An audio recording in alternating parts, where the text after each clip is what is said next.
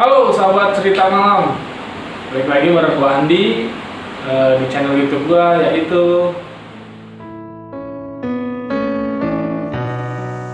Nah, pada malam hari ini yang menjadi narasumber gua sendiri. Nah, cerita ini gua persembahkan buat salah satu teman gua yang baru meninggal 1 bulan yang lalu, yaitu Pandi. Semoga beliau ditempatkan di sisinya, diampuni segala dosanya dan diterima amal baiknya, insya Allah. Nah, cerita ini gua kasih judul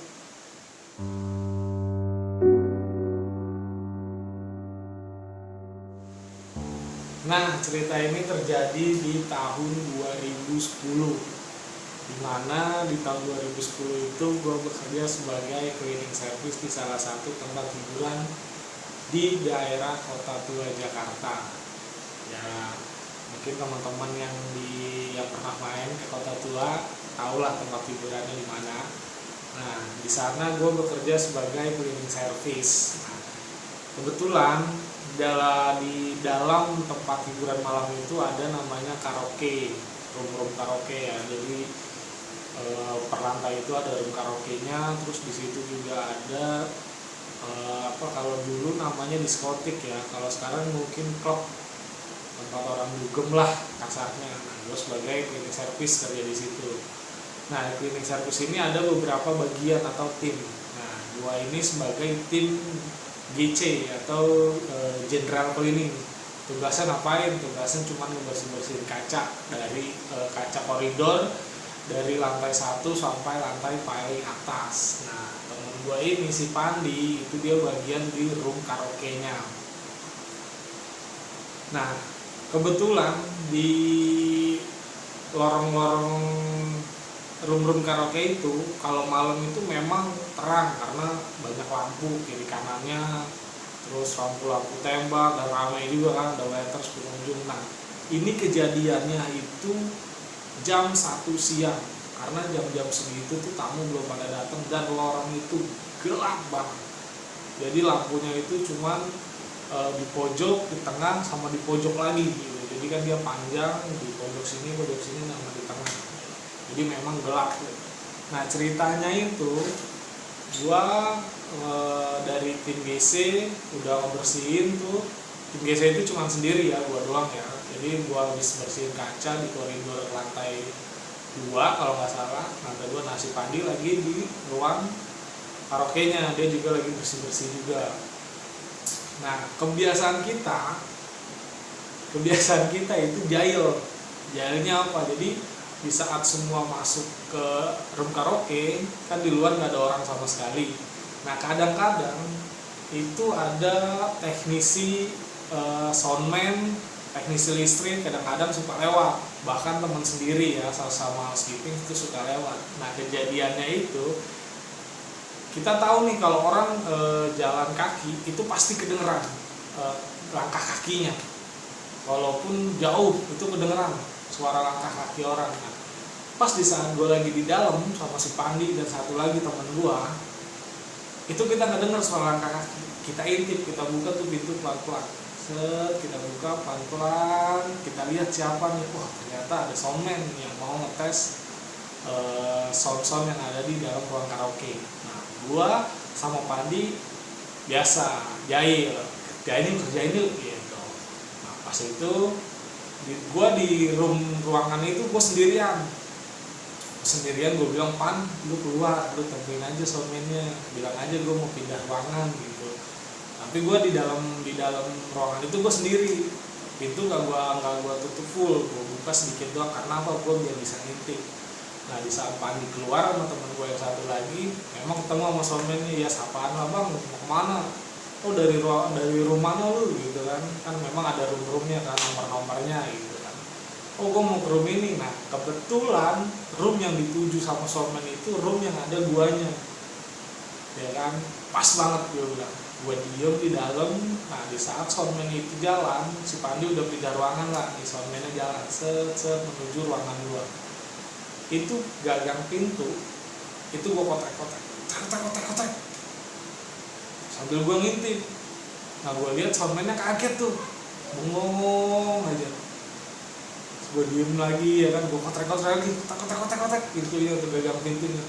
Mungkin dia penasaran kali, samperin lah. Nah di saat disamperin itu pintu, gue langsung buru-buru masuk ke kamar mandi.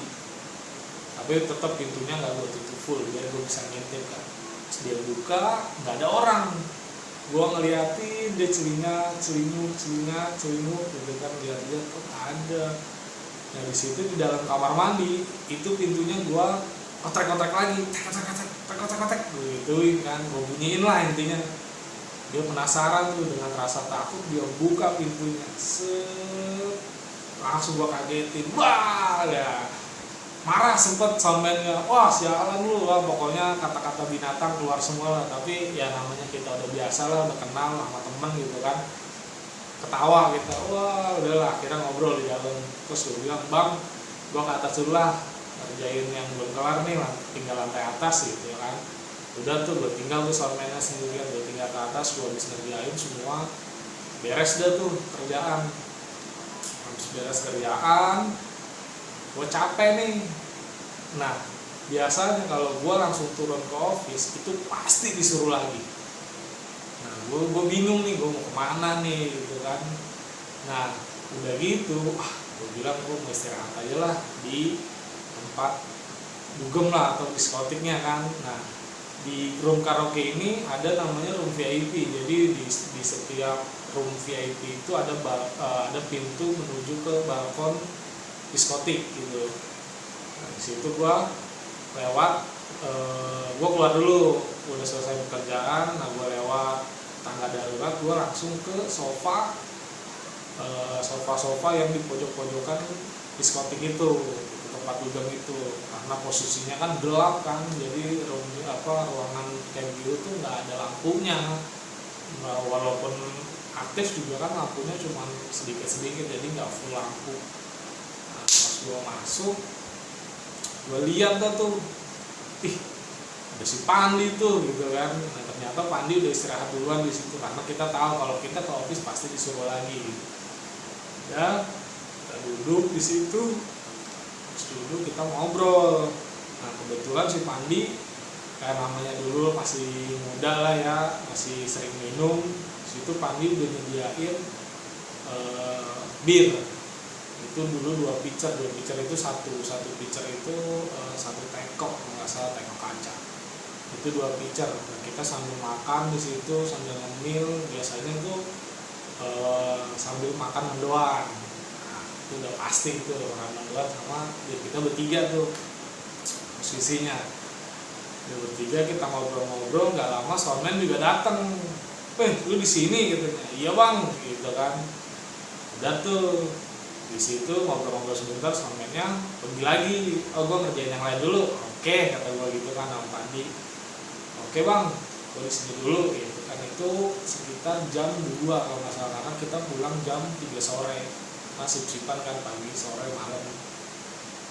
Udah gitu kita ngobrol-ngobrol. Nggak lama, ada dari sebelah kiri gua itu ada pintu itu masuk ke ruang karaoke juga.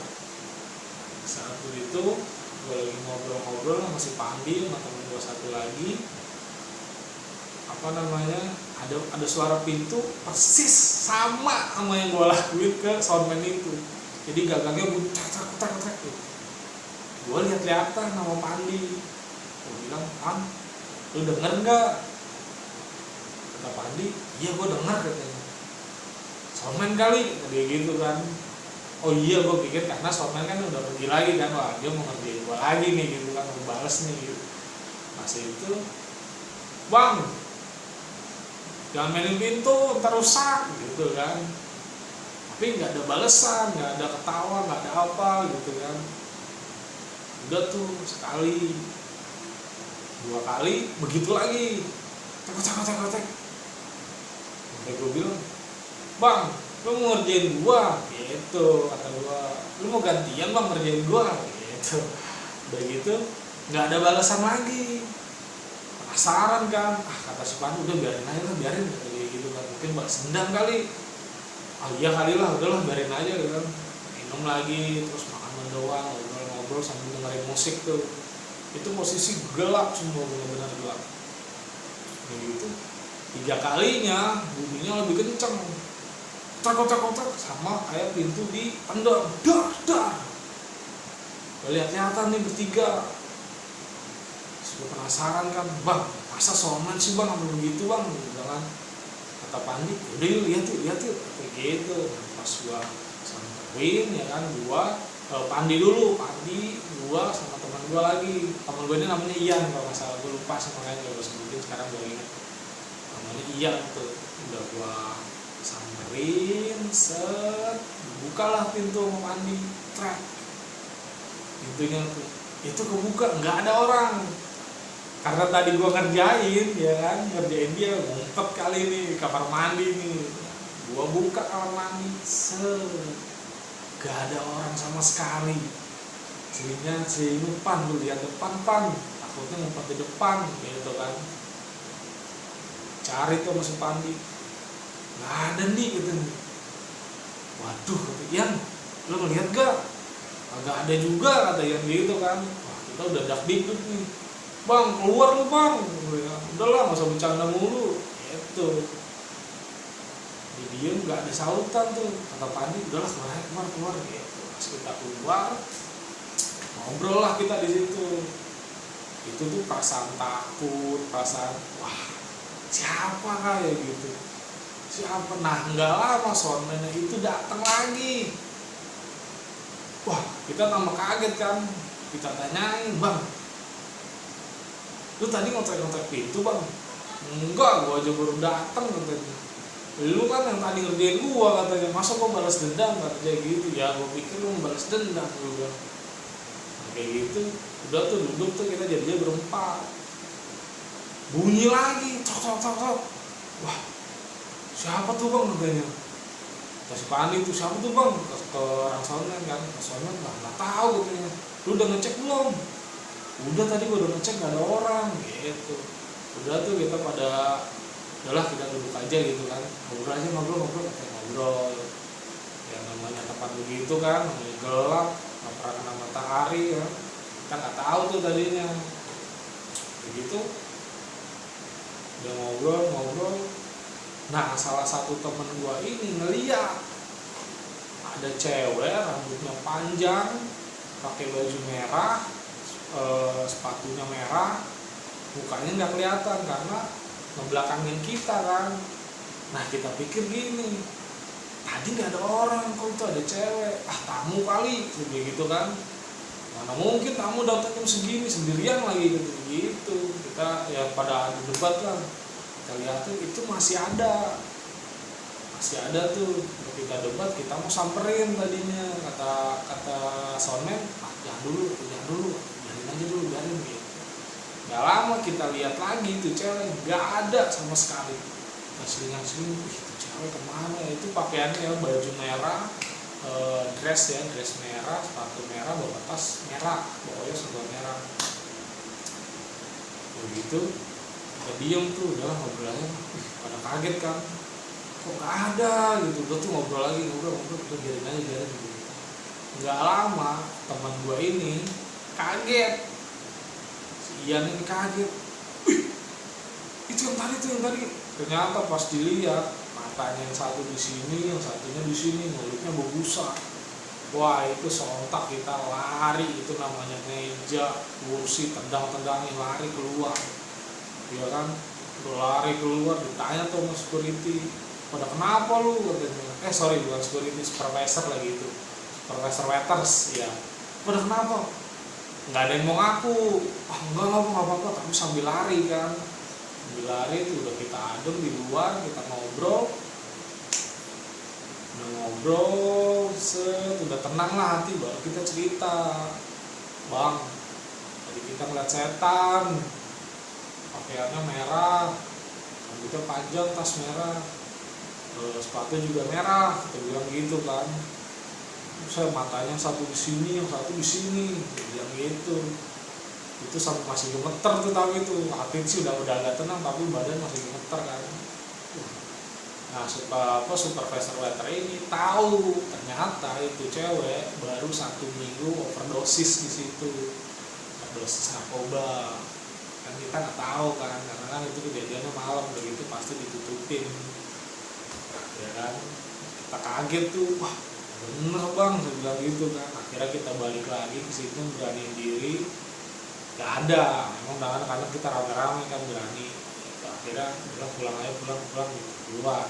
Dan sampai dari situ nggak ada yang berani di balapan itu lagi.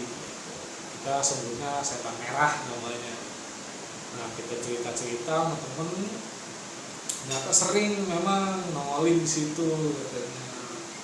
Oh gitu, iya itu overdosis katanya. Kemarin juga udah ada yang lihat dia gitu. Berarti penasaran ya, saya bilang, wah udahlah, dari situ saya udah nggak mau